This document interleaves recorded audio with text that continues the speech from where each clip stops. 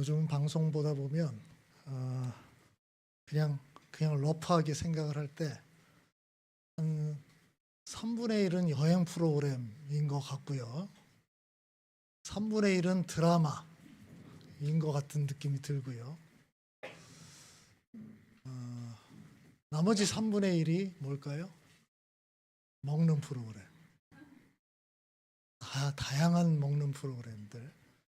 그리고 그냥 나머지 프로그램 한 10% 정도 된다라고 그냥 느낌상 그런 생각이 들어요. 참 먹는 프로그램들이 많습니다. 다양해요.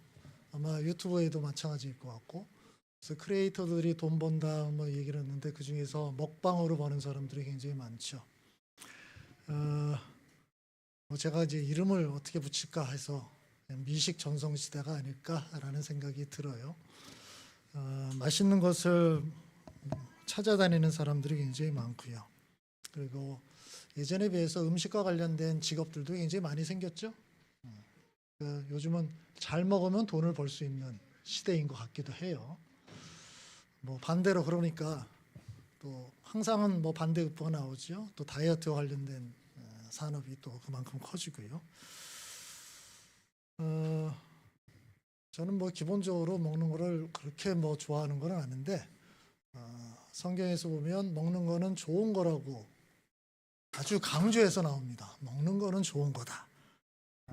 사람들이 종종 오해하죠. 기독교는 금욕주의적 종교다라고 얘기하는데 이거는 절대로 옳은 게 아닙니다. 기독교는 탐미적 종교다라고 얘기를 하는 사람이 있어요. 그럴 수도 있을 것 같아요. 그러니까 그 탐미라는 것 속에 이 먹는 것도 포함이 되거든요. 그래서 먹는 거를 굉장히 칭송하고 높이고 또 즐거워하라고 얘기하는 거예요. 그래서 그 신약 시대에도 이 금욕주의적 성향을 가진 사람들이 많았고, 이 사람들이 교회 내에서 우리는 뭐 이런 거 먹는 것에 너무 탐하지 말고 좀 뭔가 고행스러운 이런 삶의 자세를 가져야 되지 않냐, 이렇게 주장하는 사람들이 많았는데 바울이 거기에 대해서 정확하게 이야기를 하죠. 뭐라고요? 그렇게 금욕주의자들을 이제 혼인을 금하고 음식물 먹지 말라고 막 이렇게 얘기하지만 음식은 어디서부터 나온 거다? 하나님에게서부터 나온 거다. 그래서 감사함으로 먹게 하려는 거다. 이게 물론 감사해야 된다는 얘기는 분명히 들어가 있는데 그렇게 뭐 금욕적으로 살 필요는 없다. 하나님께 주신 건데 우리가 잘 먹으면 되지 않겠느냐라는 얘기예요. 신약에서 이 부분을 분명히 못을 박는데 구약을 가면 훨씬 더 많이 나옵니다. 제가 뭐 여러 구절들을 쭉 적어놨지만 한 구절만 같이 한번 읽어볼까요? 주님은 들짐승들이 뜯을 풀이 자라게 하시고 사람들이 밭가리로 채소를 얻게 하시고 땅에서 먹거리를 얻게 하셨습니다. 사람의 마음을 즐겁게 하는 포도주를 주시고 얼굴에 윤기가 나게 하는 기름을 주시고 사람의 힘을 북돋아 주는 먹거리도 주셨습니다. 포도주와 먹거리가 다 어디서부터 나왔다? 하나님께서 주셨다. 이 한 구절만이 아니라 여러분 한번 검색해 보시면 계속 나옵니다. 계속. 먹는 거 예찬, 미식 예찬이라고 생각해도 돼요. 그래서 기독교는 절대로 금욕주의적 종교 아닙니다. 잘 먹고 잘 마시고, 그래서 즐겁게 먹고 즐겁게 마시고, 그거를 감사하면 된다. 이런 거예요. 근데 항상 어떤 이야기를 하면 또 그것이 이제 지나칠 때가 있잖아요. 그래서 주의해야 되는 이야기도 늘 있습니다. 항상. 뭐 대표적인 것. 자, 갑자기 뭔가 서늘해지죠. 식욕이 마구 통하거든 스스로 대라는 거예요. 거기에 넘어가면 안 된다는 겁니다. 똑같은 얘기예요. 슬기로이들을 보여서 먹기를 탐하는 사람들과 어울리는 아들은 아버지에게 욕을 들린다. 패가 망신한다는 뜻이죠. 그러니까 어떻게 하라는 얘기예요? 제가 늘 요즘에 하는 거 적당히 해라. 적당히 해라.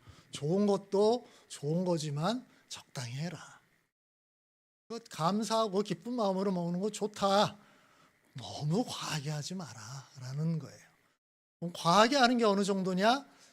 이런 거는 성경에서 명확하게 얘기하지 않습니다. 그거는 알아서 해야 돼요. 알아서. 어느 정도가 과한지, 어느 정도가 좀 모자란지, 요거는 여러분의 감을 익혀야 되는 부분입니다. 근데 어떻든 그 얘기를 하는 거예요. 그래서 하나님께서 주신 것은 굉장히 좋은 거다. 얼마든지 먹을 수 있고 또 즐겁게 먹어라. 그런데 너무 과하지 않게는 해라. 그건 오히려 그로 인해서 망할 수 있는 지름길이기 때문에 그렇다. 그러니까 하나님께서 주시는 그 좋은 것들은 이런 양면성이 늘 있습니다. 그래서 그 사이에서 적절히 이 균형을 지키는 건 굉장히 중요합니다. 그래서 이 경고를 받아서 이 절제하는 것, 그런 훈련 중에 하나로 금식 기도가 들어옵니다. 그러니까 금식은 좀 극단적인 거죠. 음식을 딱 금하는 거니까 안 먹는 거잖아요. 근데 이게 안 먹고는 살 수는 없잖아요, 우리가. 늘 먹어야 되는데 어떤 일정 기간 또는 뭐 이게 한 끼, 두 끼, 뭐 어떤 3일 뭐 이렇게 될 수 있는데 그 정도 기간을 금식한다는 것은 우리가 먹기를 탐하고 먹는 것에 완전히 빠지는 것을 막을 수 있는, 우리 인간은 한번 빠지게 되면 쭉 빠져들어가는 경향이 있잖아요. 그것을 방지해 주는 굉장히 중요한 기능이다라고 얘기를 합니다. 그래서 구약 시대부터 신약 시대, 교회사 시대까지 이 금식하면서 기도하는 전통은 끊이지 않고 계속 내려오는 굉장히 중요한 전통이에요. 근데 지금 우리 사회가 아까 얘기했듯이 너무 먹는 거에 과몰입되어 있는 사회이기 때문에 기독교인들도 또는 교회에서도 이 전통이 점점 사라지고 있는 듯한 느낌이에요. 그래서 우리가 지금 기도에 대해서 시리즈로 생각을 하고 있는데 조금 특별한 종류의 기도 내용입니다. 금식하면서 기도하는 것, 요거를 좀 생각해 봤으면 좋겠어요. 성경이 금식기도에 대해서 어떻게 말하고 있는가 좀 빠르게 스캔을 해보겠습니다. 구약시대에는 금식기도에 대해서 어떻게 말하고 있느냐, 이게 보면 많은 사람들이, 거의 예외 없이 모든 사람들이 금식을 한 걸로 나옵니다. 모세, 사무엘, 다윗, 다니엘, 에스라, 느헤미야, 에스더, 그냥 뭐 생각나는 것만 적어놓은 건데요. 그러니까 구약 시대에는 늘상 금식과 더불어 살았다라고 생각을 하면 돼요. 그것뿐만이 아니라 하나님께서 언제 금식하라고 지정을 하기도 합니다. 이스라엘 백성들에게 이렇게 명령을 해 주시는 거죠. 그래서 정기적으로 금식하는 날들을 지킨 거예요. 언제죠? 넷째 달의 금식일, 다섯째 달의 금식일, 일곱째 달의 금식일, 열째 달의 금식. 이게 지정돼 있었던 거예요. 마치 명절인 것처럼 금식하는 날들이 딱딱딱딱 지정돼 있었어요. 그래서 이거는 전 국민이 함께 금식하는 날로 정해져 있었던 거죠. 그래서 이게 이제 신약 시대까지도 전통이 내려와요.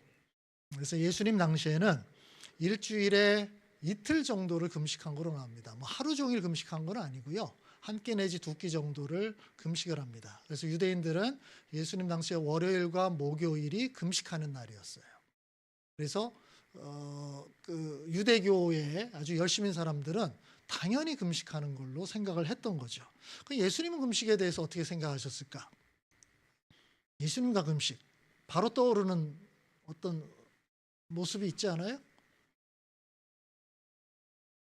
그렇죠. 공적인 생애를 처음 시작할 때 바로 금식 기도로 시작했다는 거예요. 40일. 그래서 이거 흉내 내려는 사람들이 종종 있죠. 40일 금식 기도하겠다고. 그래서 가는 사람들도 가끔 있습니다. 제가 늘상 얘기하죠. 예수님처럼 따라가려고 하면은 뱁새가 황새에 따라가다가 다리가 찢어지는 건 똑같다. 우리는 예수님이 아니다라는 것을 정확하게 생각해야 돼요. 그래서 어떻든 이렇게 하는 사람들이 있는데, 그래서 성공한 사람들이 있습니다. 종종 40일 금식 기도에 성공한 사람들, 이제 어깨에 힘을 주고 내려오죠. 내가 예수님과 함께 40일을 금식했던 사람이야. 그래서 뭐 말끝마다 너 40일 금식 해봤어? 안 해봤으면 말하지 마. 내 앞에 껍벅 죽어. 이게 이제 권력화돼 버리는 거예요. 그것도 교회사에서 늘 있어 왔던 현상입니다. 지금도 그런 분들이 종종 있긴 있어요. 어떻든 예수님은 이 땅에서 구원 사역을 시작하는 그 출발점에서부터 금식하면서 기도하셨다는 거예요. 40일을 하셨다는 건 40이라는 거는 성경에서 굉장히 의미 있는 숫자예요. 그래서 40일을 한 건데요. 어떻든 굉장히 중요한 일을 앞두었다는 생각이겠죠. 그래서 그 정도로 각오를 하면서 금식 기도했다라고 생각하면 됩니다.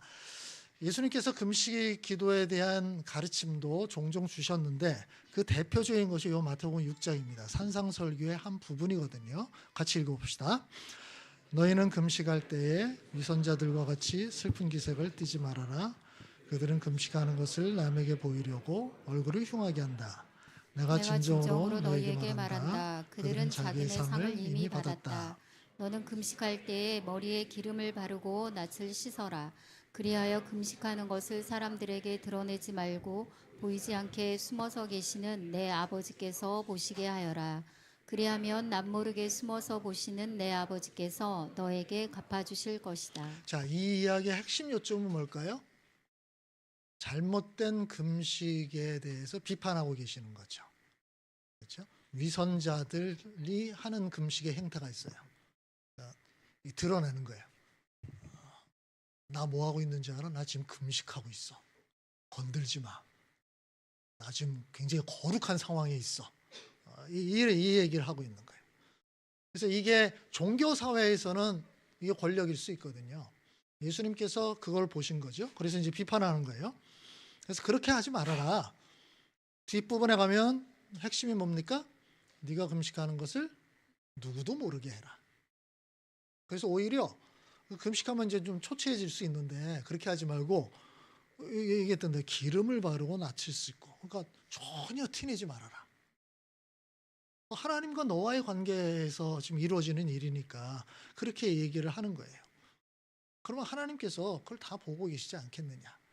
지금 이 이야기의 핵심은 잘못된 금식에 대해서 비판하고 계시는 거죠. 그런데 그런 얘기만 있어요? 중간에 보면 어떻게 알아요? 세 번째 줄 보세요. 뒤쪽 보면 너는 금식할 때, 앞부분에는 잘못된 금식에 대해 얘기를 하지만 그렇다고 금식 자체를 지금 금하신 거 아니죠. 그렇죠? 예수님이 지금 뭘 기대하고 있어요? 너희들도 금식을 할 거로 지금 예상하고 있는 거예요. 너희도 금식을 할 텐데, 근데 금식하는데 바른 자세로 금식해라, 이 얘기를 하고 있는 거예요. 그러니까 이걸 보면서 오해하면 안 됩니다. 예수님은 금식에 대해서 부정적이었다, 이건 오해예요. 그게 아니라 예수님은 제대로 금식하기를 원하셨다. 그럼 예수님도 금식하기를 원하셨다라고 결론을 내리면 됩니다. 예수님이 직접 본인도 금식을 하셨고요. 그 다음에 제자들에게도 그렇게 가르쳤다는 거죠. 그래서 예수님의 제자들이 정기적으로 금식을 합니다. 구약의 전통도 있지만 예수님께서 이렇게 가르치셨기 때문에 그 대표적인 사람들이 안디옥 교회입니다. 사도행전 13장을 보면 그들이 주님께 예배하며 금식하고 있을 때에, 자, 이 표현은 뭐라 그럴까, 이게 특별한 때가 아니라 늘 이런 식의 시간들을 가졌다는 뜻이에요. 그러니까 정기적으로 금식하면서 기도하는 시간들을 가졌다는 거예요. 온 교회가. 그 사람들이. 그럴 때 이제 성령님께 나타나셔서 우리가 잘 아는 대로 첫 번째 선교사 파송이 이루어지죠. 안디옥 교회에서. 그래서 이 사람들이 늘 정기적으로 금식했다라는 사실을 알게 됩니다. 그 바울도 이렇게 복음을 전하러 다니면서 장로들을 임명하고 그들과 함께 금식하면서 기도하고 또 그들을 맡기고 그 다음에 떠나가요. 또 다른 지역으로 갑니다. 그러니까 이거는 지금 마지막에 어떤 지역에 가서 사역을 다 한 다음에 이제 마무리를 짓는 시간이에요. 이제 떠나야 될 때가 됐으니까. 그럴 때 역시 함께 금식하면서 기도하고 마무리 짓고 떠납니다. 그러면 뭐 마무리할 때만 기도했을까? 그럴 것 같지는 않아요. 그 교회에서 사역을 할 때도 종종 금식했다는 것을 알 수 있습니다. 이처럼 제자들도 예수님의 뜻을 따라서 정기적으로 또는 필요할 때마다 계속 금식하면서 기도했다는 것을 알 수 있습니다. 그 전통을 교회 역사도 계속 이어받아요. 그래서 초대교회에서도 계속 금식을 했는데요. 아까 유대인들이 일주일에 이틀 정도 금식했다 그랬죠. 초대교회 성도들도 일주일에 이틀 똑같이 금식을 합니다. 그래서 유대인들은 월요일, 목요일 정도로 금식했는데 기독교인들은 수요일과 금요일 정도. 요때 금식을 하는데 그 왜 수요일과 금요일인가 이렇게 따져봤더니 수요일은 가룟 유다가 예수를 배반했던 날. 그러니까 인간의 죄가 어떤 면에선 이게 절정에 달했던 날이고 금요일은 우리 다 알죠? 예수님께서 십자가에 달려 돌아가신 날. 그래서 수요일과 금요일에 보통 하루에 한 끼 또는 뭐 두 끼 정도 이렇게 이제 금식을 했다라고 전해집니다. 그리고 수시로 또 금식했던 것들이 있는데 그 대표적인 것이 세례를 받는 사람이 세례 받기 전에 준비하면서 금식을 했다라고 알려집니다. 그러니까 네가 하나님 앞에서 정말 이제 하나님의 사람으로 거듭나는 시간인데 하나님과 더불어 좀 준비해야 되지 않냐. 그래서 금식하면서 기도하는 시간들을 이제 가졌던 거죠. 그래서 그 전통이 초대교회 때부터 계속 이어져 나와서 이 우리가 아는 대로 이 유명한 신앙인들 거의 다 예외 없이 금식을 했고요. 금식에 대해서 계속 강조를 합니다. 20세기의 그 유명한 신학자인 본 회퍼까지도 금식에 대해서 예찬을 할 정도로 금식해야 된다. 금식하면서 기도해야 된다라고 얘기를 하고요. 지금 현대 사회에서 거의 대부분의 교회들이 금식하는 때가 있어요. 언제일까요? 사순절 기간이죠. 사순절은 예수님께서 십자가에 달려 돌아가시 전 역으로 40일 전부터 요거를 지키는 거거든요. 그래서 요거는 각 교파마다 조금씩 좀 달라요. 그래서 요 기간 동안 뭐 많은 교회들은 뭐 3주 또는 7주 뭐 이렇게 잡아서 하루에 한 끼 정도 금식을 했던 전통들이 좀 있고요. 개신교회는 요 부분들이 많이 퇴색됐습니다. 그렇지만 개신교회도 사순절까지는 지키지 않아도 언제는 금식하기로 권하죠? 고난주간, 마지막 일주일. 그래서 그때는 하루에 한 끼 정도는 같이 금식을 하면서 예수님의 우리를 위한 희생을 한번 좀 생각하자. 그래서 요 전통은 지금까지도 계속 이어오고 있습니다. 그래서 금식이라는 거는 그냥 특별한 게 아니라 이미 구약 시대부터 신약 시대 예수님 당시 또 예수님 본인도 그리고 그의 제자들 교회사 전통 내내 면면이 이어왔던 그런 중요한 신앙이다. 지금 너무 먹는 것에 지금 열광하는 시대가 되면서 그 가치들이 퇴색되고 있고 마치 금식은 좀 특별한 것처럼 생각되는 이 상황이에요. 그러니까 좀 멀어진 거죠. 자, 그러면 이 사람들은 도대체 왜 또는 언제 금식을 했을까라는 겁니다. 이것도 여러 가지로 얘기를 할 수 있겠는데 대표적인 것만 몇 가지 생각을 해본다면 금식을 할 때 가장 많이 했던 경우가 요 회개할 때입니다. 자신들의 잘못을 뉘우치고 하나님께로 돌이킬 때 이럴 때 늘 금식하면서 기도하는 걸로 나옵니다. 성경인분들이 금식하며 기도했던 가장 일반적인 상황이 바로 죄의 고백이 필요했던 것이다라는 거죠. 죄의 고백은 회개잖아요. 하나님께 잘못했다는 거잖아요. 잘못했다는 것을 그냥 말로만 표현하는 게 아니라 금식하면서 어떤 면에서는 자기가 좋아하던 것, 즐기던 것을 일단 멈추는 거잖아요. 그래서 이게 회개의 표현의 하나로 자리 잡은 거죠. 이것도 역시 구약시대부터 쭉 내려왔던 모습들이에요.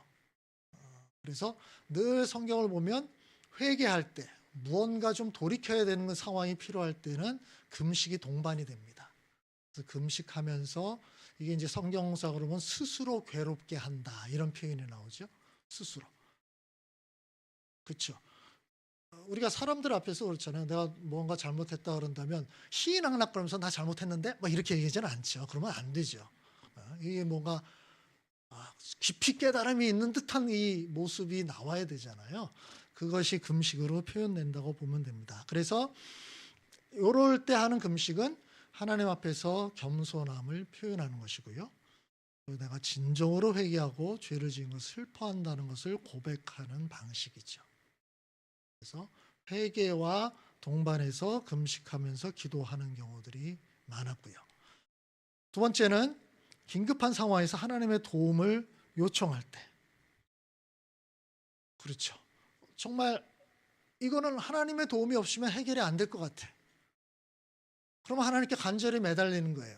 그 간절함의 표현 중에 하나가 금식이었던 거죠. 간절함. 지금 뭐 우리 사회에서도 그런 일이 종종 있었잖아요. 뭐 단식 투쟁 같은 거. 단식 투쟁을 하는 거는 정말 극한 투쟁이잖아요. 또 면서 자기 목숨까지 내건 거니까. 그거는 그만큼 간절하다는 거잖아요. 이 문제를 좀 해결해 달라. 이거를 지금 막 다른 어떤 걸로 표현하기 어려우니까 스스로 먹는 거를 중단하는 걸로 표현을 하는 거잖아요. 이제 하나님께 우리가 도움을 요청할 때도 이런 어떤 이게 뭐 법칙이 아닙니다. 그렇게 되면 일이 더 잘 된다라는 게 아니라 그냥 내가 생각할 때 내 상황이 이게 지금 하나님께 매달릴 수밖에 없고 그런 상황이라면 너무 힘든 상황이면 사람들이 종종 그렇게 얘기하잖아요. 너무 괴롭고 힘들면 음식이 목에 넘어가지 않는다. 그렇죠? 그러니까 정말 힘들고 이게 도움이 간절히 필요하고 절실한 상황에서는 그렇게 되는 거예요. 그거를 지금 표현하는 거죠.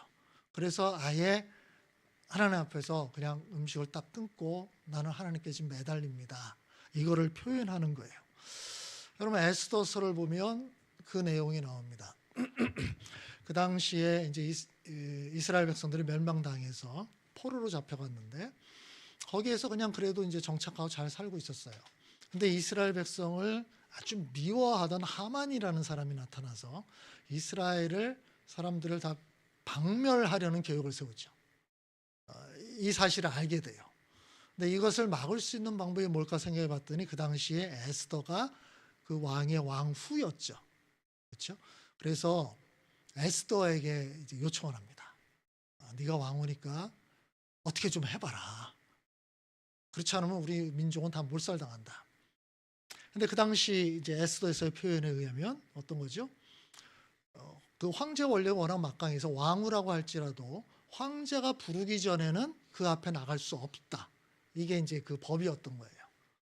그래서 만약에 황제 허락 없이 갔는데 황제가 조금 기분이 좀 안 좋다거나 네가 도대체 여기 왜 와? 라는 생각이 들면 그 황후는 그냥 죽는 경우.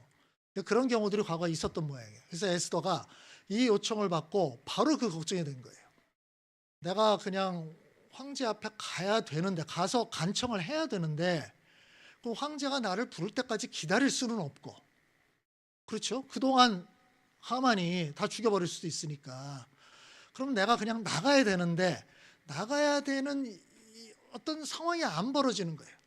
그래서 바로 걱정이 되면서 이게 잘못하면 내가 죽을 수 있습니다. 그래도 내가 나가야 되나요? 그랬더니 그 모르드게가 얘기하죠. 그래도 가야 되지 않냐. 만약에 네가 안 간다 그러면 하나님께서 다른 방식으로 우리 민족을 살려주고 너는 죽을 거다. 아주 위협을 하죠. 너 혼자 살려고 하면 너 혼자 죽을 거야. 그래서 이제 에스더가 고민하다가 황제 앞에 나가기로 결정합니다. 그러고 나서 에스더가 백성들에게 요청을 하죠. 어떻게 해요? 자, 같이 읽읍시다. 어서 수산에 있는 유다 사람들을 한 곳에 모으시고 나를 위하여 금식하게 하십시오. 사흘 동안은 밤낮 먹지도 마시지도 말게 하십시오. 나와 내 시녀들도 그렇게 금식하겠습니다. 그렇게 하고 난 다음에는 법을 어기고라도 내가 임금님께 나아가겠습니다. 그러다가 죽으면 죽으리입니다. 지금 자기 목숨을 내걸고 뭔가를 하는 거예요.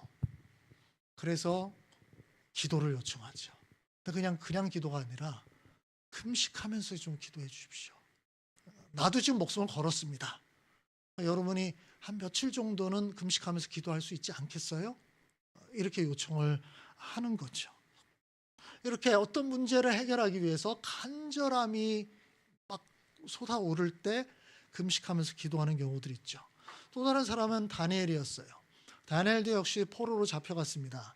거기에 관리가 됐지만 적국에서 관리가 됐지만 자기 민족의 해방될 날을 계속 기다리고 있었던 거예요.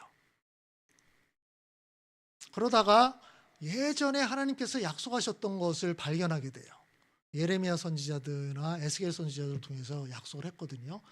때가 차면 내가 너희 백성을 돌려보내겠다. 그걸 보고 나서 기도하기 시작합니다.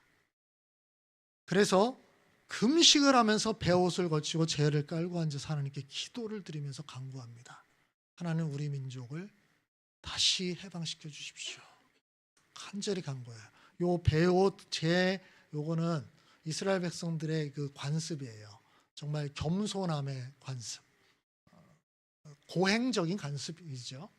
그래서 이때도 다니엘이 금식을 하면서 자기는 거기에서 뭐 관리로서 그 당시 성경에 표현하면 그 나라의 세 번째 지위에 있었다고 나오니까요.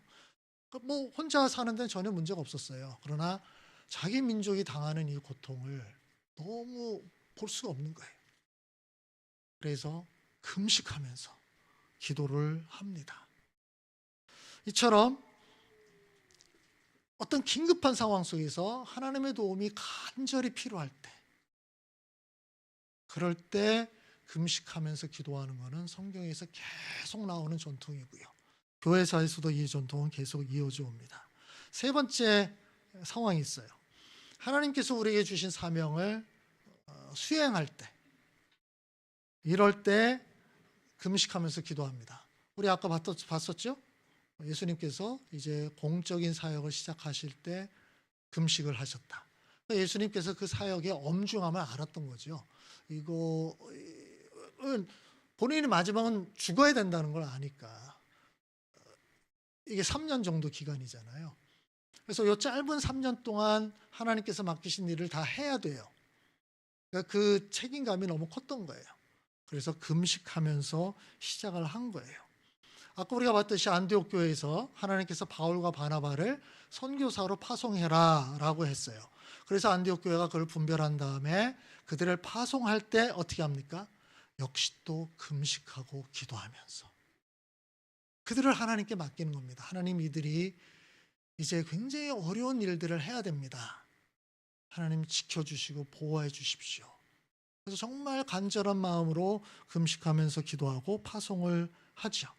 또 아까 봤듯이 사도 바울이 어떤 교회에서 장로를 임명한 다음에, 그러니까 새로 장로를 임명한 거예요. 그 다음에 그 장로들과 함께 금식하면서 기도한 거예요. 여러분들이 이제 내가 떠난 다음에도 이 교회를 잘 섬겨야 됩니다. 각오를 새롭게 하는 거죠. 그렇죠? 제가 이걸 보다가 새해에 우리 새로운 리더들과 함께 금식해야 되나 생각을 잠깐 했습니다. 아직 결심은 못했어요. 이걸 따르면 그렇게 해야 되는 건가? 하면 좋기는 좋을 것 같은데 제가 먼저 걱정이 돼서 이 전통은 계속 이어져 나옵니다. 항상 뭔가 중요한 일을 맡길 때 같이 기도는 하잖아요. 우리가 잘 알듯이 기도하고 파송하는 건 잘 아는데 성경을 보면 금식하면서 기도했다라고 얘기를 하는 거죠. 이런 거. 그래서 이렇게 중요한 일을 감당할 때 이렇게 금식하는 것들이 나오고요. 마지막 네 번째는 이거는 영적 훈련의 일환으로 금식하는 경우들이 굉장히 많습니다. 하나님과 좀 더 깊은 관계를 갖기 위해서. 아까 안디옥 교회가 금식 기도했던 것이 일상적이었다고 얘기를 했잖아요. 그들은 정기적으로 금식하면서 기도했던 거예요. 왜요? 이게 신앙 훈련의 굉장히 중요한 하나라고 생각을 했기 때문에 그런 거예요. 이렇게 금식은 하나님과 깊은 교제로 이끄는 좋은 훈련이죠. 왜냐하면 하나님께 집중하는 시간이니까요. 그래서 우리의 생명이 근본적으로 음식이 아니라 하나님께 달려있다는 것을 인식하고 상기하는 것이죠. 리차드 포스터라고 하는 이 영성 훈련하는 분은 이렇게 얘기하죠. 금식한다는 것은 음식을 안 먹는다는 것, 그건 좀 소극적인 거고 적극적인 거 생각해야 되는데 하나님의 말씀을 먹는 잔치를 하는 거다. 하나님과, 다른 말로 하나님과 교제를 나누는 그 깊은 곳으로 들어가는 거다. 이렇게 얘기를 해요. 그러니까 교회사 전통에서도 우리가 정기적으로 금식을 해왔다라는 것은 바로 신앙의 훈련으로 여겼다라는 뜻이에요. 정기적으로. 왜냐면 여러분 잘 아시는 것처럼 우리 신앙이 늘 고르게 유지되지 않잖아요. 올라갔다가 또 떨어졌다 이렇게 되잖아요. 그래서 정기적인 금식이라는 것은 다시 추스르는 거죠. 쭉 떨어질 때 다시 한번 추스러서 이렇게 가는 거예요. 예를 들어서 일주일에 한 끼 정도를 금식하면서 기도하겠다. 그런데 뭐 보통 그렇게 할 때는 바쁜 일상에서는 그게 잘 안 되는데, 바쁜 일상에서 금식한다는 뜻은 뭐냐면 그 음식 먹는 시간을 안 먹고 그 시간을 하나님께 기도하면서 좀 더 집중하겠다라는, 일단 최소한 그 음식 먹는 시간이 있잖아요. 그 정도라도 내가 시간을 좀 확보하겠다라는 뜻이기도 한 거예요. 그래서 굉장히 정신없이 돌아가는 생활 속에서 하나님과의 끈을 놓지 않으려는 시도죠. 그래서 이게 정기적으로 꾸준히 이어지면 그래도 우리 신앙이 쭉 떨어질 때 바닥까지 떨어지지 않고 계속 유지될 수 있는 그런 역할을 해준다는 겁니다. 이처럼 금식 기도는 다양한 상황에서 이렇게 해왔던 것을 알 수 있습니다. 근데 이거는 단순히 의무이기 때문에 하는 것만은 아닙니다. 우리 성경을 보거나 또는 교회에서 역사를 보면 금식을 통해서 얻은 굉장히 많은 유익들이 있어요. 그 중에 두 가지만 생각을 해보면요. 첫 번째는 이 영적 훈련이라고 그랬잖아요. 금식하게 되면 하나님께 집중을 하게 됩니다. 그러면 어떤 사람들이 얘기하는 거예요. 그 상황 속에서는 몸이 이렇게 이제 비잖아요. 비는 상황이 되면서 영이 맑아지는 이 상황이 올 수 있다라고 얘기를 해요. 그러니까 우리 먹는 것에만 너무 집중. 제가 금식을 해보니까 3일쯤 되면은 먹는 생각이 더 나긴 해요. 집중이 잘 안 됩니다, 분명히. 한 끼나 두 끼 정도는 그 단계는 아니에요. 그러니까 이렇게 집중하는데 분명히 도움이 되는 부분은 있습니다. 그래서 하나님의 임재를 좀 더 평소에 느끼지 못한 그 부분을 느낄 수 있다고 얘기하는데, 아까 봤던 데는 안디옥 교회가 저는 그 대표적인 거라고 생각이 들어요. 그들이 늘 정기적으로 금식을 했는데 그 금식하는 가운데 하나님께서 나타나신 거예요. 성령님께서 그들에게 나타나셔서 굉장히 중요한 기독교 역사를 바꿀 사명을 주신 거잖아요. 그렇죠?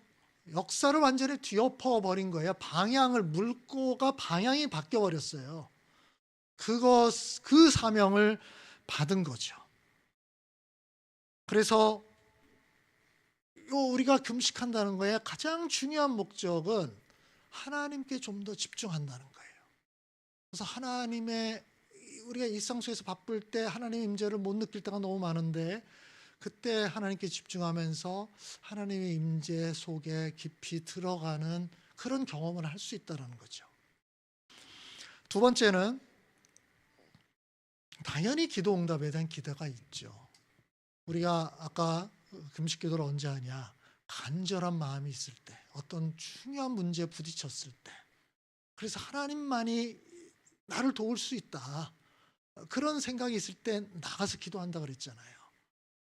근데 실제로 그렇게 돼서 하나님의 응답과 하나님의 인도하심을 체험하는 경우들이 굉장히 많이 있었죠. 자, 성경을 보면 그 대표적인 경우가 사무엘 시대에 일어납니다. 사무엘이 이제 아직 왕정이 시작되기 전이었어요. 사무엘은 마지막 사사로 알려져 있는데, 사무엘이 이스라엘을 다스리던 상황 속에서 이스라엘 백성을 끊임없이 괴롭혔던 세력이 있었습니다. 이게 이제 블레셋 족속이었어요. 그래서 끊임없이 전쟁을 해요. 계속 침공을 당합니다. 그러나 이스라엘은 왕이 없었기 때문에 이걸 조직적으로 대항할 만한 능력이 없었던 거예요. 근데 사무엘 이전에 엘리 제사장 시대에 엘리 제사장의 가문이 제사장이었는데 너무 타락한 거예요. 그러니 이스라엘 전체가 다 타락할 수밖에 없잖아요. 사무엘이 사사가 된 다음에 이 영적인 회복부터 해야 되겠다, 그렇게 생각을 합니다. 그래서 미스바라는 지역에 이스라엘 백성을 다 불러 모아요. 우리 같이 회개하면서 우리 영적 갱신을 하자. 이 내용이 사무엘상 7장 3절 이하에 쭉 나옵니다. 자, 요 구절 같이 한번 읽어봅시다. 사무엘이 이스라엘 온 족속에게 말하였다. 여러분이 온전한 마음으로 주님께 돌아오려거든 이방의 신들과 아스타롯 여신상들을 없애버리고 주님께만 마음을 두고 그분만을 섬기십시오. 그러면 주님께서 여러분을 블레셋 사람의 손에서 건져주실 것입니다. 그때 사무엘이 이스라엘 사람들을 모두 미스바로 모이게 하였다. 그들의 죄를 용서하여 달라고 주님께 기도를 드리려는 것이었다.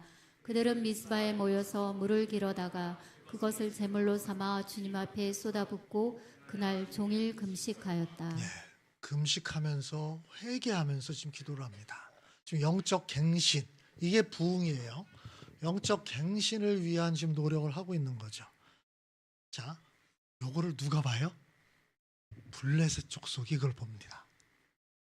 쟤들이 어딘가 모였대. 그러면 이제 긴장하잖아요. 어딘가 이게 군사적 움직임인가? 딱 봤더니 거기서 뭐 제사 지내고 막 집회를, 종교적 집회를 하는구나. 그러면 바로 생각이 들죠. 종교적 집회는 되게 무장 해제일 가능성이 많아요. 근데 또 소식통에 가면 금식한데 이거는 완전히 그냥 따봉이죠. 그래서 블레셋 족속이 바로 침공에 들어옵니다. 그들이 침공에 들어오는데 이게 위기잖아요. 자기네들은 기도하러 모였는데 그러니 뭐 무장도 안 돼 있는 상황이고 큰일 났습니다. 그래서 회개하면서 기도하는 상황인데 블레셋이 침공에 들어와서 이게 이제 기도 내용이 바뀌죠. 그래서 그들이 이제 다시 기도를 바꿉니다. 그랬더니 자, 같이 읽읍시다.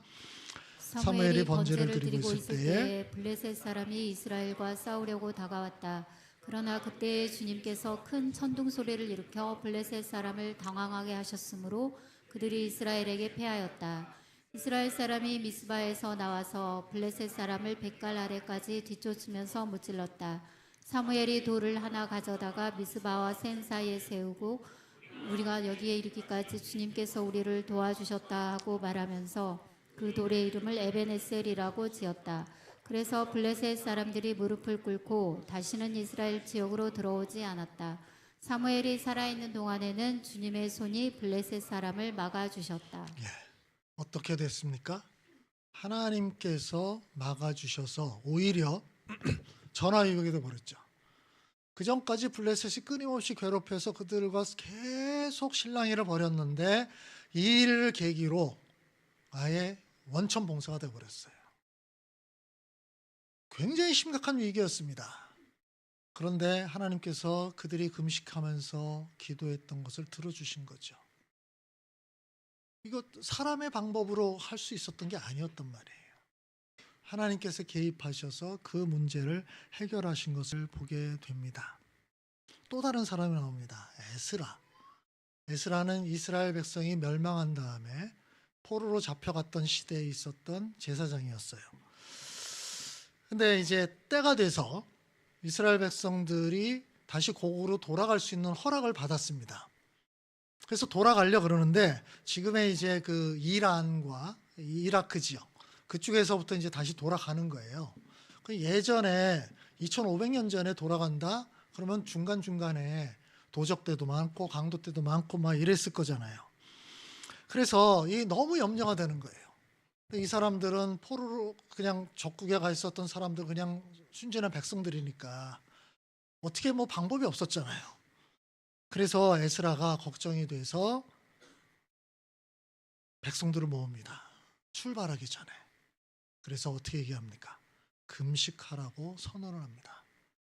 아하와 강가에 같이 모여서 먼저 기도를 해요. 하나님께 간절히 간구를 하는 거죠. 하나님 도와주십시오. 우리가 굉장히 위험한 여정을 해야 됩니다. 하나님께서 지켜주셔야 되겠습니다. 그래서 금식하면서 보살펴 주시기를 하나님께 간절히 기도 드렸어요. 결과 어떻게 됐다고요? 하나님께서 우리의 기도를 들어주셨다. 에스라는 알았던 거죠. 지금 우리가 의지할 대상이 다른 데 없다. 오직 여호와 하나님밖에 없지 않냐. 그러면 우리 기도해야 된다. 근데 우리의 이 간절한 마음을 어떻게 표현할까? 금식하면서 기도하는 것밖에 없지 않냐. 그렇죠? 오히려 무장하면서 힘을 키우는 쪽이 아니라 금식은 오히려 힘을 계속 더 빼는 거잖아요. 이게 역설이에요. 뭔가 힘을 모아서 내가 할 수 있는 방도를 막 찾아서 이렇게 가는 게 아니라 역으로 가요. 그냥 놔버려요. 아까 사무엘과 이스라엘 백성 똑같은 거죠. 그냥 놔버려요. 그러니까 그 빈 공간을 하나님이 채우시는 거죠.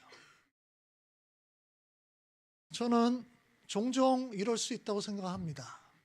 사람이 할 수 있다고 막 나설 때 빈 공간이 생기지 않아요? 하나님께서 들어올 자리가 없어져요. 그런데 우리가 하나님께서 하실 여지를 남겨둘 때 하나님께서 움직일 수 있다고 생각이 듭니다. 결국 우리가 하나님을 몰아내는 거예요. 우리의 힘과 능력으로 다 할 수 있다고 생각하면서 밀어내는 거죠. 그런 면에서 하나님의 능력을 체험한다는 것은 우리의 약함을 드러낼 때 그 약함을 하나님께서만이 채우실 수 있다라고 고백을 할 때요. 저는 이런 부분들이 기독교 역사에서도 계속 나타났다고 생각이 들고 우리 한국 교회에서도 똑같이 나타났다고 생각이 들어요. 한국 교회가 예전에 왜 부흥을 했을까요? 하나님만 의지할 수밖에 없는 상황이었어요. 그래서 하나님께만 매달렸던 거예요. 같이 모여서 금식하면서 철야 기도하면서 하나님께만 매달릴 수밖에 없었어요. 그러니 하나님께서 움직였던 거죠. 지금은요. 솔직히 말해서 여러분의 삶에서 하나님이 필요한가요? 별로 필요하지 않아요. 지금 한국의 기독교인들의 일반적인 삶에서 하나님이 별로 우리가 대충 다 할 수 있거든요. 그렇지 않습니까? 우리가 조치를 다 취할 수가 있어요. 근데 기도한다는 게 그래서 별로 간절함이 없어요. 그냥 기도해야 된다 그러니까 하긴 하는데 기도하면서도 내가 할 수 있는 것들을 이제 생각하기 시작하는 거예요. 그래서 이렇게 뭐 그게 절대적으로 잘못된 건 아닌데 그 빈틈을 다 메꾸고 있으니까 기도를 했는데 그래 내가 너를 도와주러 갈게 라고 하나님께 딱 봤는데 없어. 뭘 할 수 있는 게 없어. 네가 다 준비했구나. 그럼 나 갈게. 안녕. 하나님께 가시는 거예요. 저는 지금 한국교회 상황이 이와 거의 유사하다고 생각이 들어요. 그래서 하나님께서 주로 어느 곳에서 일을 하시죠? 여러 가지로 부족함이 많은 그런 나라들, 그런 지역에서 하나님께서 일을 하고 계십니다.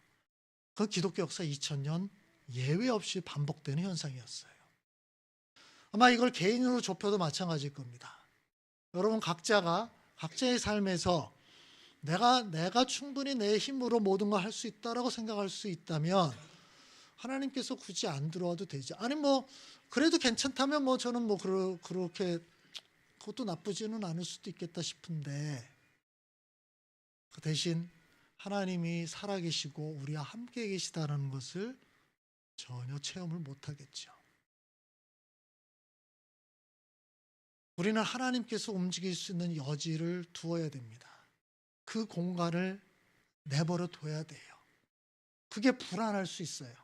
위험할 수 있지만 근데 그 공간이 이렇게 사무엘, 에스라 그들의 위기 속에서 하나님께서 메우실 수 있는 공간이 됩니다. 그렇게 하면서 우리의 신앙은 살아있는 신앙이 되겠죠. 하나님은 분명히 살아계시는구나, 나와 함께 하시는구나를 분명히 아는 그 순간이 될 거예요. 금식은 구약시대부터 지금까지 계속해서 내려왔던 굉장히 좋은 전통입니다. 여러분 삶에서 이걸 어떻게 적용할지를 좀 생각했으면 좋겠어요. 이거는 뭐 과하게 할 수는 없겠지만 그냥 뭐 일주일에 한 번, 뭐 아니면 한 달에 한 번, 뭐 1년에 몇 차례라도 내가 정기적으로 이런 금식하는 시간들을 좀 가져야 되겠다. 그건 뭐 누가 시키지 않아도 여러분 스스로가 판단해서 해야 될 부분이 아닌가라는 생각이 들어요. 그렇게 할 때 여러분은 계속 하나님께 민감하면서 또 하나님의 도우심을 계속 체험하면서 사는 살아있는 신앙이 될 겁니다. 우리 시간 함께 같이 기도합시다.